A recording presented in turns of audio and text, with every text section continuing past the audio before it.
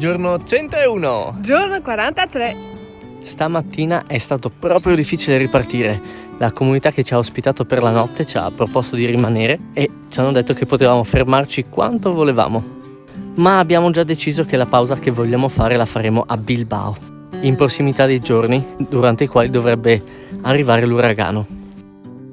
Quindi abbiamo ripreso la nostra marcia sul Cammino del Nord, scoprendo un po' di più di questi Paesi Baschi. Oggi abbiamo scoperto che ciao si dice Kaixo.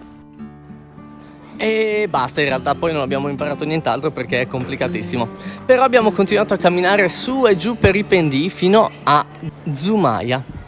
E qui abbiamo deciso di fermarci. Nel pomeriggio abbiamo ricevuto l'invito di 2 friulani a essere ospiti a casa loro e abbiamo accettato più che volentieri.